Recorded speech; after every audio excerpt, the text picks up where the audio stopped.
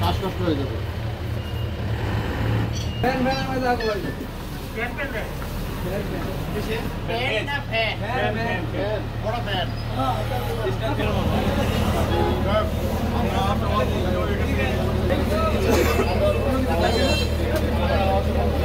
বেশি দেওয়া হয়ে যায় না, বসে পড়বেন। ঠিক আছে।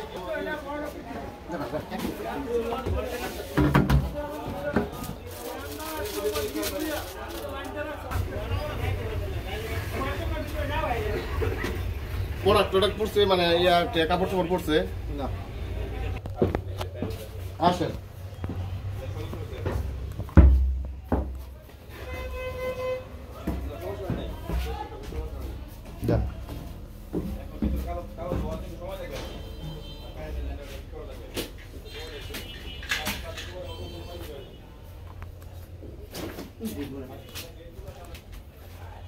দেন তো ইয়াসিন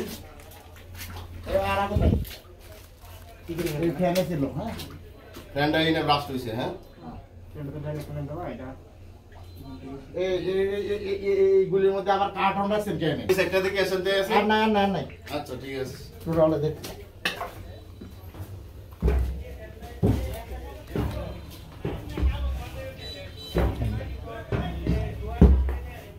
উঠে আসেন, উঠে আসেন। যে এখানে নিরালা টাওয়ারের অপোজিটে রিসম্যানের মধ্যে আগুন হয়েছে। তো আমরা এখানে আসার পরে আমরা প্রথমে অনেক ধোঁয়া পাই। ধোঁয়া পাওয়ার পরে একটা পর্যায়ে আমরা ভিতরে ঢুকি। আমাদের 2টা ইউনিট আসছে, একটা ইউনিট কাজ করছে, তবে 15 থেকে 20 মিনিটের মতো টোটাল অভিযান চালানো হয় আর কি। এটা বিদ্যুৎ থেকে, মূলত বিদ্যুৎ থেকে হয়েছে। তবে যে জায়গায় আন্ডারগ্রাউন্ডে ওইখানে কোনো ধরনের, ওইখানে যদি আরো বড় ধরনের কোনো কিছু হইতো তাহলে ঢোকার মতো কোনো ব্যবস্থা নাই।